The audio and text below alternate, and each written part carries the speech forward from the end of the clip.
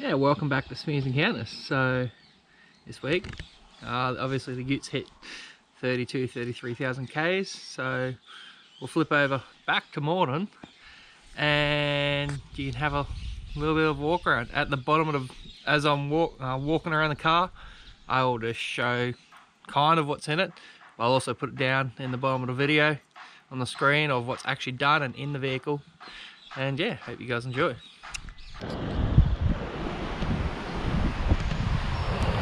Welcome back to Smears Encounters. Since the Ute has now hit mid 30,000 kilometers on it since being built, thought I'd do a little bit of a review and a walk around on it, even though I'm selling it. It's not really a want to sell it, it's more of a need. I built this truck to do everything that I wanted it, well, everything I wanted to do with one. So we'll start off first. It's obviously a 1988-1989 HJ61. It's GXL body chassis. I have obviously turned it into a Ute, as a lot of people know. It's sporting now a 12 HT, the factory 5-speed to a 12 HT. Front to back, from the front to the back, we've got custom bull bar which I built myself. Sliders built by Blockhead Creations.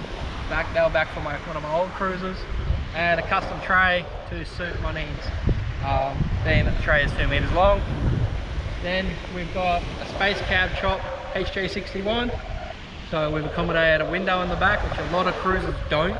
A lot of people who chop these do not do this, and I call them idiots because that glass has saved me so many times for peripheral vision, changing lanes, turning, everything. That piece of glass is worth its weight in gold, and it saved the car and myself a few times.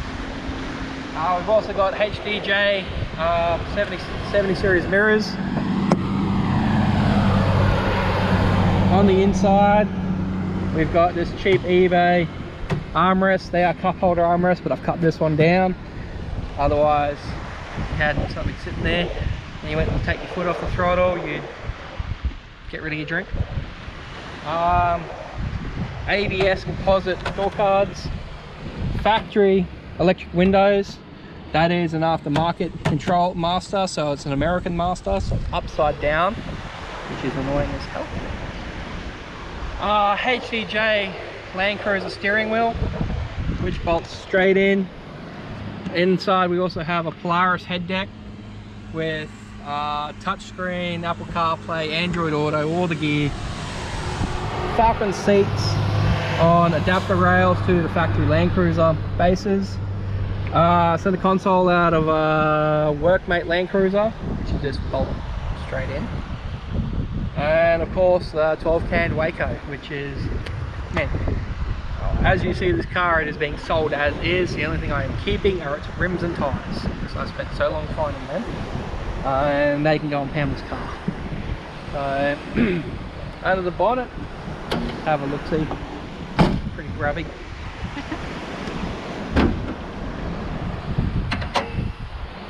Sporting the mighty 12 HT, the best motor Toyota ever made.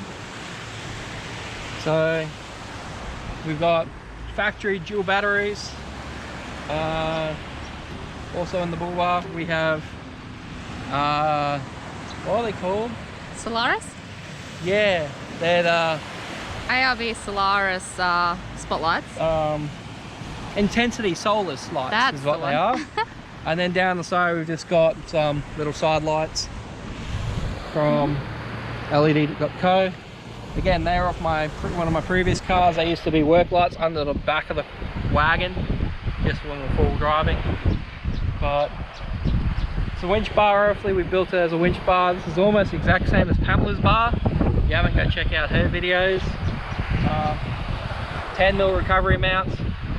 Obviously the bar's got some scratches on it from push starting a mate's car a few months ago. Around this side, close that down. We've also got GMT Turbo by Monroe, which runs 12 pound to boost, which is all this girl really needs. Yeah, powerful enough for me. It's powerful enough to do what we want with it. A couple battle scars from full driving.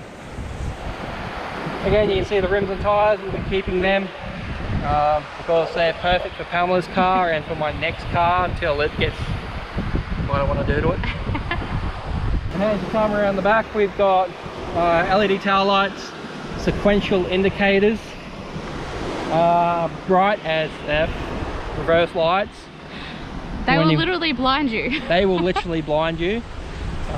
All these tail lights have is that little bit there. Yeah. Mint. Yeah, there's not really much else to it apart from when I built the truck. It got 140 litres of fuel from a VDJ Land Cruiser. So your fuel filler's up the front. And obviously being a modified vehicle, it's got custom tray mounts. It's also got 75 series suspension, so it sits at about 3 to 3.5 inch of lift, and that's plenty for what this truck was built to do.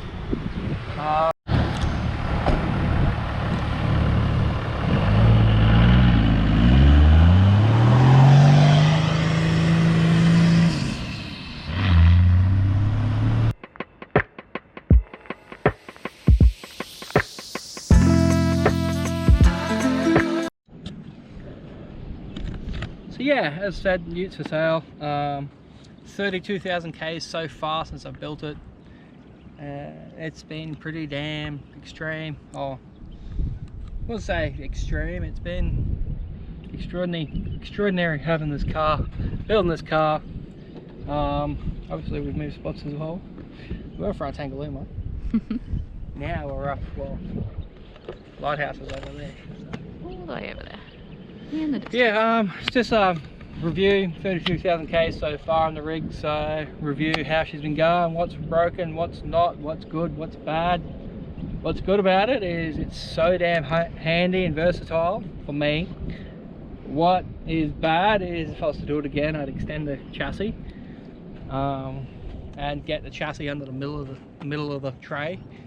Obviously, because of where the wheels are under the tray, it's very hard to get the load distributed properly, but you live in your lane. So yeah, no issues with the engine or gearbox yet.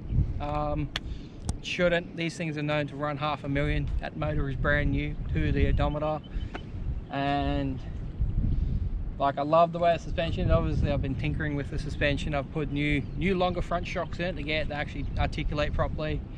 We've put new actually no, they're the original shocks I put. We put new shackles in the rear to get a bit more articulation out of the rear as well. We put the drop shackles in, which are pretty good. The only issue is now I need longer shocks in the rear, but I'm happy with the way it works. We obviously replaced the tray as well, because my old first tray was just a heap of poop. This tray is a lot better. It doesn't flex at all when you strap stuff down to it. Obviously she's pretty packed because we're still waiting on the rest of the crew at the moment. Yeah, we changed bull bars because I built a custom bull bar because I had the original alloy, which I ended up ripping off. If you haven't seen that quite video, literally. if you haven't seen that video, go watch that one. Shaw's Pocket. On my trip just before it shut. Apart from that, nothing off the cab. Nothing I'd do a second time around. I love the way the cab is, the way the cockpit is, the way that all sits is bloody smick, and I love driving this car. So I've driven it down to Grafton now to a mate's place to pick up Pam's motor And gearbox. For her cruiser. Couple trips out west, out to a mate's, we're on dirt bikes and picking up cars out there. A couple trips up to Bundaberg to see family. I can't fault this truck, and I hope my next rig is exactly like this one but different, you know. I hope my next car is as beautifully put together as this one. Obviously I'm gonna keep a cruiser. I'm gonna go to a different model though. That way we'll have Pam 60 and whatever we get. Cruiser. I will be keeping a cruiser in. So we'll have Pam's big 60 wagon, 5-seater bench or bucket front like this, and a bench rear, and then I'll have a setup in the back of it for touring. We'll have my little rig. I know what it is. I don't want to let you guys know what it is in case I have issues trying to get one. But I wanted to build one of them when I built the ute. At the time I couldn't find a cab or shell or anything that didn't have rust. And yeah, but yeah, this thing has been absolutely great to me. Yeah, I can never fold a 60. As long as I've got a 12H in them, you can't fold them. 2H is sorry Cameron. Yeah, it's, you know, I love the way it is. I love what it's been built into, and you know, well, obviously I love what I built into because I built it. But It's going to be greatly missed. I'm gonna miss it down the track. If the option ever arises to buy it back, I fucking will. There is actually another one of my cruisers floating around Maroochydore Ways, which I wish come up for sale because I'd buy that back, because I sold that to build the driveline of this. So it has the motor out of my first cruiser in it. It actually has all the diffs, everything, the engine, the gearbox, the diffs, the bull bar, the custom rear bar I built for it. I wish I could buy that truck back so we'd have two 60s and my other car. But my other car is going to be a little bit different. It's going to be a different engine driveline package. It is a turbo diesel I am looking at, but I am going to be ripping that out and putting something newer into it. I'll be changing its diffs, changing its suspension, probably changing its paint. There'll be a lot of changes, but So, you guys will get to see it all. So as usual, it'll always be on my channel. You know, I just show what I do. I don't do anything specifically to show you guys apart from the little bit of screwing around we used to do in the garage. Everything I do is what I want to do, and I just take you guys along for the ride, show you guys what I do. I'm no means qualified. I'm not a qualified mechanic. I'm not a qualified fabricator. I'm just some old Aussie Joe who has a crack at it, and hopefully you guys have a crack at it too. But yeah, this is pretty much going to be missed, so I don't really want to sell it, but I can't keep it and build a new car at the same time.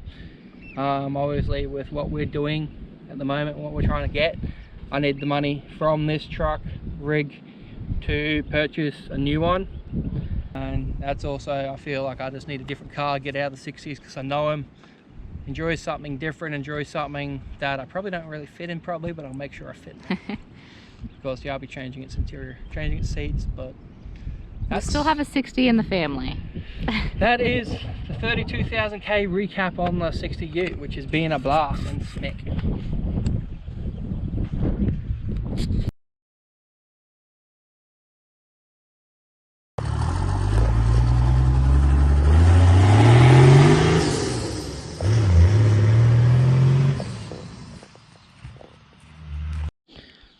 So there we go, that's the Ute's walk around.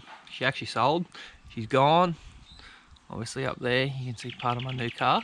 I have to wait up till next week to see what it is.